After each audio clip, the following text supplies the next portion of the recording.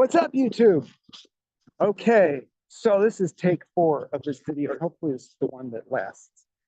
I am back from my mini vacation in Rosemead, and I got an opportunity to recharge my batteries and enjoy Thanksgiving. Enjoy a good time to relax and chill.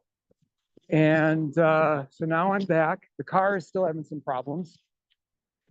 And it's okay though, because I am getting so much better at seeing every problem that comes up as a blessing, no matter how frustrating it is, because it's always propelling me to the next thing, right? We always have to be growing and moving forward. And that's why it is always for me, it's always been for me really difficult. People said that have tried to get me to see that in the past. And that's, of all the things on my transformation journey, my spiritual journey throughout life, it's one of the hardest ones, but I'm getting much closer to where I actually feel like it's almost like bring it on, universe, but not really, because the ideal is to go from one optimal state to another, or to think of it differently, as I think I've talked about before, going from goals to goals instead of going from problems to problems. For example, I have a goal. Now I have a fitness goal. I have a new fitness goal. As you can see, you can probably tell I'm basically in very good shape. I'm fit. I'm thin. I've got a couple areas that I'd like to work on, but for the most part, I'm in the best shape of my life. And I want to get bigger. And so I'm going to build some muscle. And what I'm seeking out at this time is like some kind of accountability coach. I may not need it, but I'm kind of pushing myself. As you can see, well, actually you can't see. And it's kind of chilly in LA since it is December. Although if I was at the park, I could probably take my shirt off and show you where I'm at. I do have definitions in my biceps, but I want to get bigger. That's my goal for the new year. And it's not a New Year's resolution. It's just what I want to do. So that's like going from a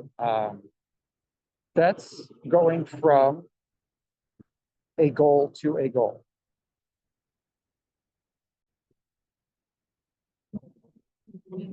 All right. So anyway, yeah, that's my goal. I want to get bigger. And with the car thing, it's like, it is mostly an optimal state to an optimal state. I realize that's kind of subjective, but so it's like, in other words, it's an optimal state that's made up of problems and goals, right? So in other words, this is now the 4th car that I've owned in my entire lifetime.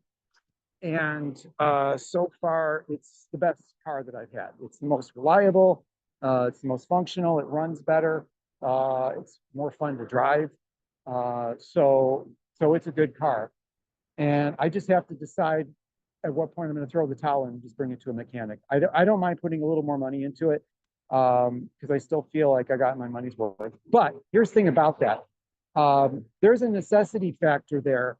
And again, part of it is a problem because it's a used car. So used cars, you have to kind of always prepare yourself that there's going to be problems, right? So it's not entirely optimal, is what I'm saying there. And so it's propelling me forward. And when I come to like June or July of next year, that's when I'm finally going to bulk up for one thing, and you're going to see biceps that are twice the size what I have now.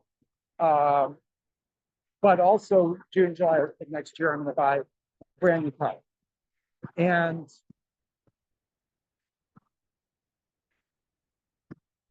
that's when it's all about living in the outcome, controlling the simulation, stepping out of the matrix. This morning, Incidentally, I've got raw footage. These people around here are sometimes really touchy, but I think that guy just wanted to argue with me. I got chased away from somebody's house right when I was talking about this very topic. So obviously I'm still here, so I'm going to keep going with it. You know, like for me, you know, I have hardships, and but it's getting to the point where I've done the work that I need to do to change my vibration so that those hardships are not part of my life anymore, right? You know, it's like all this shit with my mom and dad, all the ways that they screwed me up, right? It's like I don't even think about it anymore. I'm at the point now where I don't have to, in fact, you never have to revisit traumas, right? Unless you really feel like I got to get to where, you know, like I got to look back. Where the hell is this coming from? But other than that, whatever that is, wherever that whole thing brought you up into present is all you really have to think about. So it's totally new world now for everybody because we're without a doubt we're in an ascension pattern. Winter solstice is coming up, and I think there's going to be a lot of personal transformations when that finally occurs. And when you're truly awake, I'm not even talking about woke or any of that bullshit. I'm just saying when you're truly awake, your third eye is open, your pineal gland is not calcified. That's when you can live beyond the 3D world. That's when you can live beyond the 5 physical senses, right? And that's when you can start to trust your intuition and your clairvoyant abilities and open your third eye. And I'm going to keep going because you know what? The Matrix wants me to stop, and I'm not going to stop. There was this guy in the news this morning who was at a shopping mall, one of the shopping malls here in LA, and he seemed very proud of himself. He had these dainty kind of shopping bags. Like, well, where'd you go? It's Black Friday and everything. And you know, those people are trapped in the Matrix. It's controlling them. They don't want out of it. And it's deeper than this is what I was talking about back there. And I honestly think that somehow this guy knew this is where I was going with this because it is true. It's deeper than that because those people don't just want handouts and dopamine rushes and whatever meager rewards they get from living in the Matrix and supporting it. They actually believe in all of that, right? And I don't want to make this into any drawn out political thing, but hear me about something, okay? When we talk about like the Soviet Union, and what we're really talking about is a kind of statism that is completely like people don't have religion, they don't have personal freedom. That's really what we're talking about. And that's the way these people live. And what I was saying back there before I was cut off is that Los Angeles has the worst homeless problem in the United States. It's bad everywhere. But this really is, and I'm not saying it to be funny at all. This is like, if there's like a secret nation of homeless people, this is like their, I'm not going to say, I'm not even going to go there. This is their capital. Because to them, their goal in life is actually to come to LA, to get on welfare, to get public housing. That's their religion. That's their belief system. Now, hear me about this. I'm not saying that if you really need public assistance, that you shouldn't take it, and use it, right?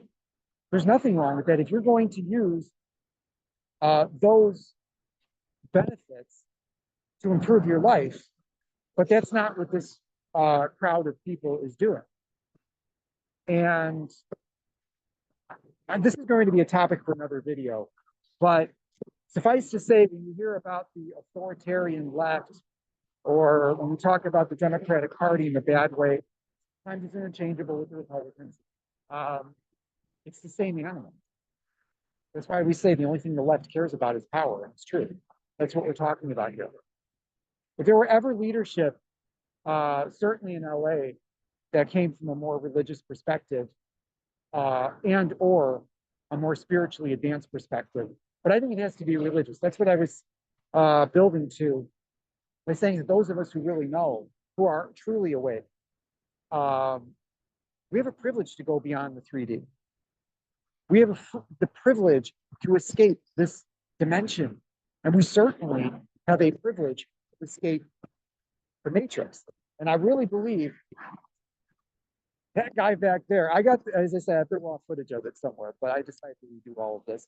I think he knew this is exactly what I was talking about. Because I even asked the guy, he's like, hey, what you doing? Taking videos of my apartment building?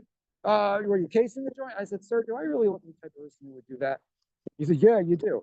You know what? The guy seemed like he was looking for trouble. So I got out of there. I didn't argue with him. But it's suffice to say, it was not about him being afraid of me filming his apartment building. And that's the point. Because they're all the same thing, whether they're housed or living on the street. And by the way, when you hear about the leadership of Los Angeles wanting to do something about homeless, they're not doing a damn thing. The mandate that they have is for the people living in tents under the overpasses on the 405 and all the freeways. And why do they have a mandate to go after those people? Because those people are actually a danger to themselves and others. But you're dealing with people that just, because they're not spiritually awake, for whatever reason, God is not giving them the ability to move beyond the 3D, to open their third eye, to decalcify their pineal glands. They're not interpreting what God is giving them the power to do correctly. So again, this is going to be a topic for a whole another video. But suffice to say, I have some hardships, but I also have a lot of advantages. I'm able to afford to, no, I don't want to go into too much detail about that. My housing situation is a problem. It's not exactly couch surfing, but it's not exactly homeless living on the street either. Because I have a van and I have enough income that I'm not going to live on the street, but I do have some financial hardships that I'm actually doing something about to get out of. That's the point. Living in a free society requires people who think like me, and that's why that dickhead back there and so many of these people don't get me, because they know what I'm all about. I'm about freedom. I'm about truth. I'm a human spirit and all of that. So anyway, you know, that guy that I saw on the news this morning, though, with the shopping bags and all the Black Friday shit, I said, you know, those people are not happy. And the minute I listened to that guy, I just got that lonely, like, heart sinking feeling. I'm not saying, manifest, but those people are not well. And I don't want to dwell on that. I'm going to wrap this up here. But suffice to say that what I would like to do, there's a lot of things I would like to do. Come June or July, I'm living in the outcome. My business is going to finally be profitable. The money that I'm spending, the investments that I'm making, I'm finally going to see profitability consistently with it. Hopefully I'll monetize my content.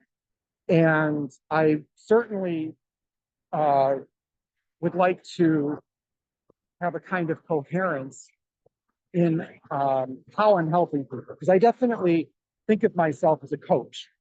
And probably a lot of this content is going to be about personal development.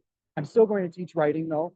So there's going to be other videos about that, but I want to teach writing, screenwriting in particular, whether you have professional ambitions or not, to give it a broad-based approach so that it's practical and you can use it, kind of reverse engineering it, so you can see the underlying intelligence of it and unlock that in other areas of life. So I'm going to wrap it up here. June or July of next year. By then, I'm going to be ripped. I'm not going to be skinny anymore, although I am in good shape. I do look good. And if I was at the park, I'd show you my biceps. You can see the definition. Can't see it here. The business is going to be profitable. I'm going to own a house. I'm going to have a new car.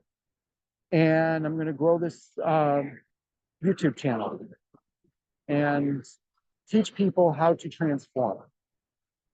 Lead people on these personal development journeys based upon the numerous things in life that I've had, the hardships that I've had to confront and have actually moved from a before state to an after state, a problem to a goal, a problem state to an optimal condition. So I will leave it at that. Escape the matrix. I'll leave a little tag on this. Escape the matrix if you can. And if you can't, do the next best thing, which is to control the matrix. It's not real. It's a simulation. You can control it. Don't be one of those people who acts like a go-getter just to get people like me to pat them on the head and say, it's okay to take the steps. It's okay to be Jenny from the block. Don't escape the matrix. Don't grow. Just hang out with your friends and eat junk food and get high. Don't be that guy who acts like a go-getter. Actually be a go-getter. Thank y'all.